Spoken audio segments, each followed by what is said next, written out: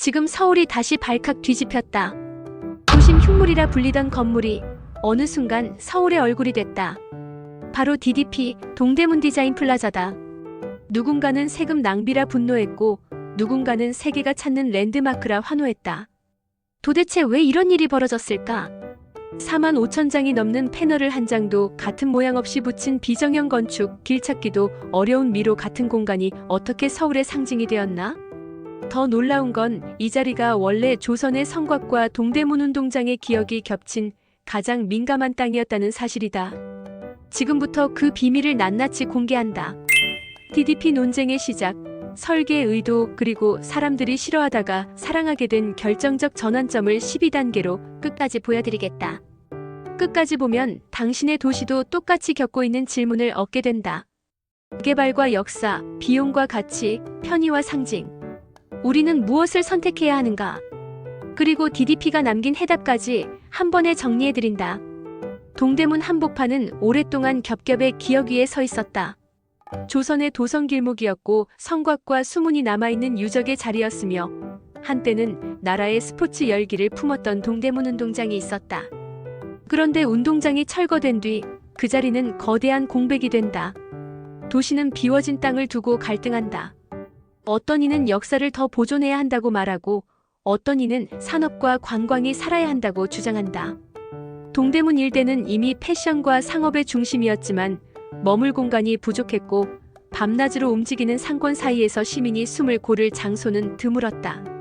변화가 필요하다는 데는 동의했지만 어떤 변화가 옳은지는 합의되지 않았다. 이때 서울은 더 큰 과제를 마주한다. 세계 도시는 디자인과 문화로 경쟁한다. 도시 브랜드가 곧 경제가 되는 시대, 서울도 상징이 필요했다. 하지만 상징은 늘 대가를 요구한다. 새로움을 선택하면 익숙함이 상처 입고 편의를 선택하면 실험 정신이 사라진다. 동대문은 바로 그 딜레마의 중심이었다. 이 평범하지만 불안한 일상은 오래 지속될 수 없었다. 비어있는 땅은 언젠가 채워진다. 문제는 무엇으로 어떤 방식으로 채우느냐였다. 결정적 사건은 선언으로 시작된다.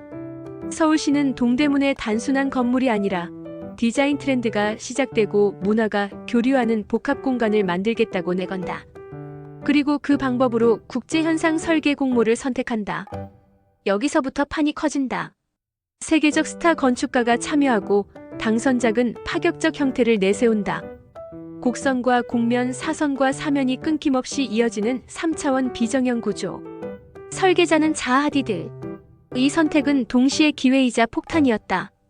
기회는 분명했다. 서울에 없던 상징, 세계가 찾아오는 랜드마크, 전시와 패션쇼, 신제품 발표회, 국제회의까지 품는 플랫폼. 그러나 폭탄도 선명했다. 역사적 민감지에 들어서는 거대한 조형물, 천문학적 예산, 어려운 시공, 그리고 시민이 실제로 이용할 수 있을지에 대한 의문. 모험의 부름은 단순히 건물을 짓자가 아니었다. 서울의 미래를 어떤 얼굴로 만들 것인가라는 질문이었다. 더 이상 머뭇거리면 도시는 뒤처진다. 변화를 거부하면 상권은 쇠퇴하고 공백의 땅은 갈등만 키운다. 그래서 선택은 강요된다.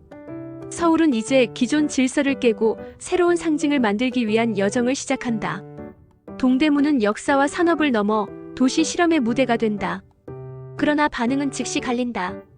시민과 전문가 모두 같은 문장을 꺼낸다. DDP는 다르다.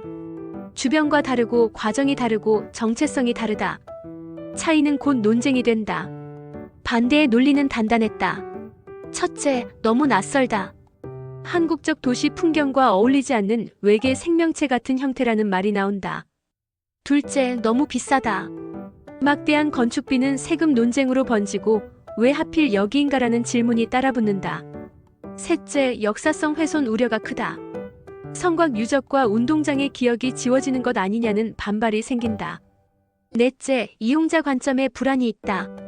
비정형 동선은 길찾기 혼란을 예고했고 실제로 미로 같은 건물이 될 수 있다는 우려가 커진다. 찬성 측도 물러서지 않는다. 도시는 상징이 필요하다.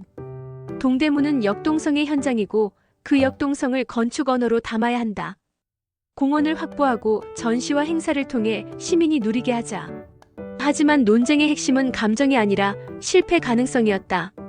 이 실험은 성공하면 서울의 얼굴이 되지만 실패하면 도심 한복판에 거대한 부담만 남는다. 바로 이 지점에서 주저가 생긴다.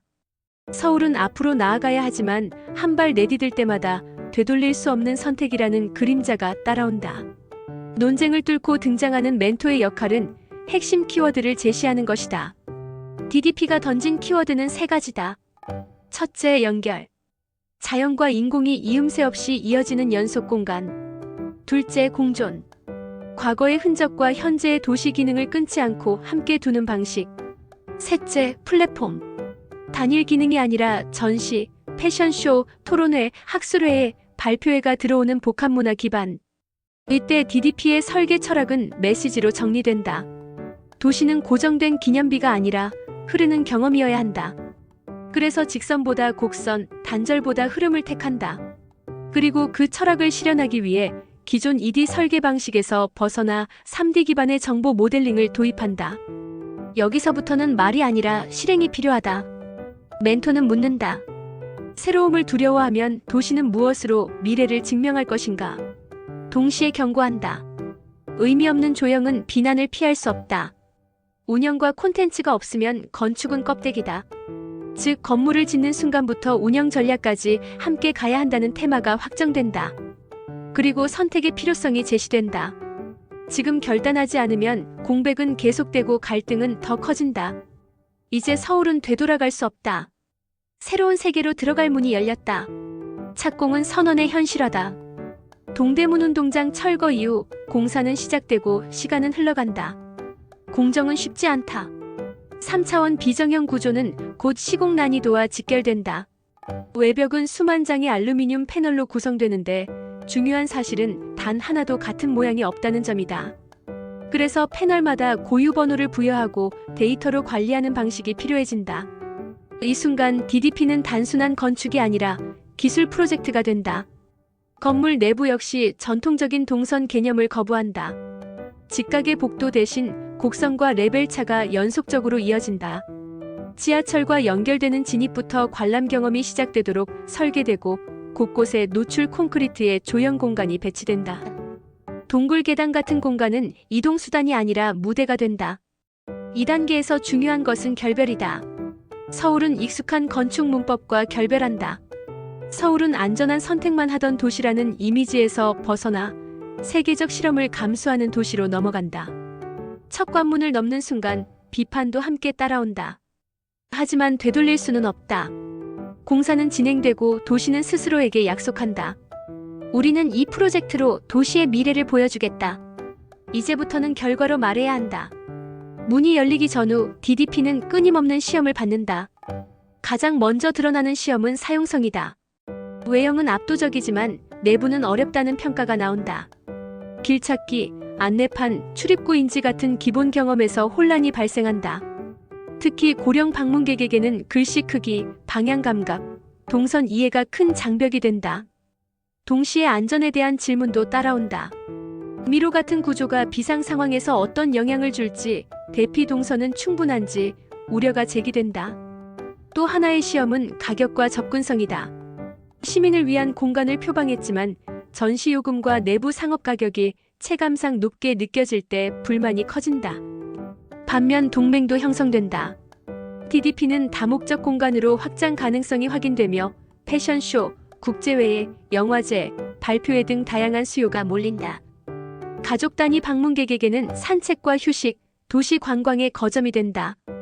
베리어 프리 설계, 유모차 대여, 수유 공간, 휠체어 접근 같은 장치들은 포용의 도시라는 서사를 만든다. 2단계에서 적대 세력은 단 하나가 아니다.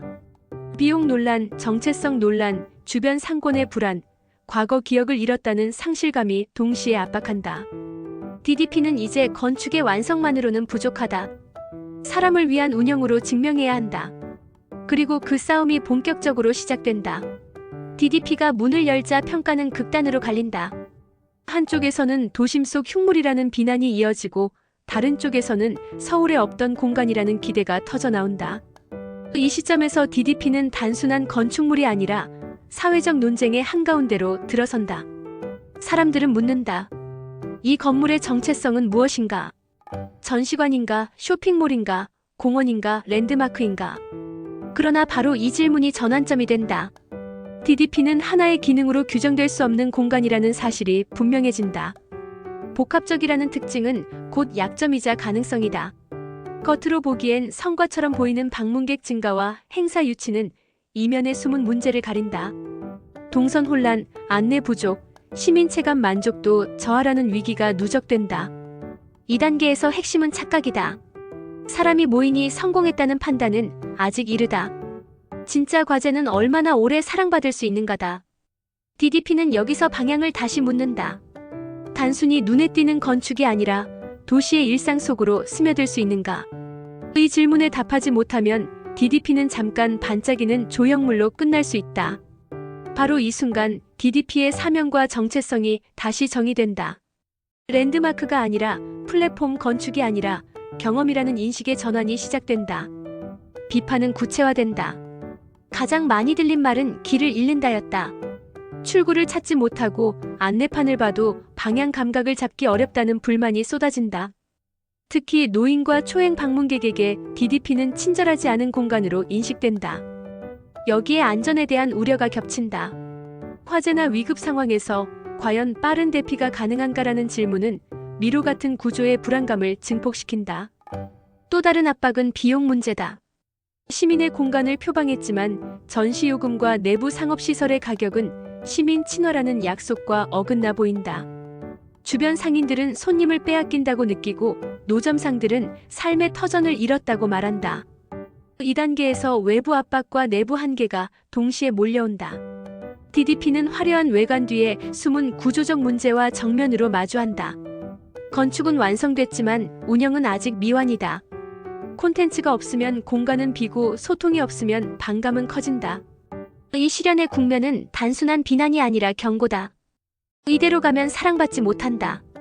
DDP는 지금 바뀌지 않으면 영원히 논쟁의 상징으로 남을 위험에 처한다. 모든 것이 실패처럼 보이는 순간 역설적인 깨달음이 찾아온다. 사람들은 불평하면서도 DDP에 머문다. 사진을 찍고 산책하고 약속 장소로 삼는다. 이는 중요한 신호다. 문제는 건물이 아니라 운영 방식이라는 사실이 분명해진다. 2단계에서 DDP는 기존 접근의 한계를 인정한다.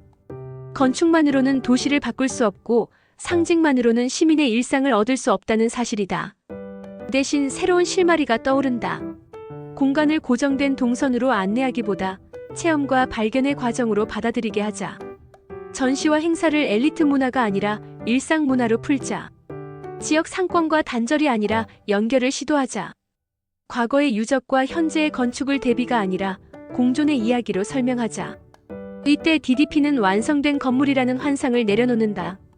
실패를 인정하는 순간 변화의 여지가 열린다. 바로 이 지점이 보상이다. 모든 것을 잃은 듯 보였기에 전혀 다른 관점의 해답을 발견한 것이다. DDP는 잠시 숨을 고른다. 더 크게 외치기보다 더 깊이 성찰한다. 이 공간의 목적은 무엇인가? 관광객만을 위한 상징인가? 아니면 시민의 일상 속 쉼터인가? 질문은 단순하지만 무겁다. 2단계에서 DDP는 과거를 다시 바라본다. 성곽과 수문, 운동장의 기억, 그리고 동대문 상권의 삶. 이 모든 것을 지우지 않고 담아낼 방법을 고민한다. 동시에 현재를 점검한다. 베리어 프리 설계, 공원과 산책로, 지하철과의 연결은 이미 강점이다. 남은 것은 설명과 배려다. 안내는 더 쉬워져야 하고 가격은 더 설득력 있어야 하며 프로그램은 더 열려 있어야 한다. 시간 압박 속에서 준비가 시작된다. 이 변화는 눈에 띄지 않지만 가장 중요하다. 겉모습이 아니라 관계를 바꾸는 작업이기 때문이다. DDP는 이제 최종 시험을 앞두고 있다. 과연 이 공간이 도시의 신뢰를 회복할 수 있을 것인가? 전환은 서서히, 그러나 분명하게 일어난다. 대형 전시와 패션위크, 국제 행사들이 DDP를 무대로 삼는다. 세계 언론이 주목하고 해외 방문객이 늘어난다. 중요한 순간마다 DDP는 공적 무대로 기능한다. 정상회담 프레스센터, 국제 행사 운영은 이 공간의 잠재력을 증명한다. 동시에 시민 이용도 확장된다. 산책, 휴식, 만남의 장소로 DDP는 일상에 스며든다. 한때 낯설었던 곡선은 서울의 풍경이 된다. 비판의 언어는 완전히 사라지지 않지만 방향은 바뀐다. 왜 지었나에서 어떻게 더 잘 쓸 것인가로 논의가 이동한다. 이것이 부활이다. DDP는 실패와 논쟁을 통과하며 새로운 가치관을 증명한다. 과감한 실험도 운영과 소통이 따라오면 도시 자산이 될 수 있다는 사실이다. DDP가 남긴 영약은 명확하다. 도시는 완벽한 건축보다 진화할 수 있는 공간을 필요로 한다는 교훈이다. 과거를 지우지 않고 현재를 담고 미래로 연결하는 플랫폼. DDP는 여전히 논쟁적이지만 그 자체로 질문을 던지는 도시장치가 되었다. 이제 과제는 분명하다. 더 쉬운 안내, 더 합리적인 가격, 더 깊은 지역 상생. 이 과제를 풀어갈수록 DDP는 더 많은 사람의 공간이 된다.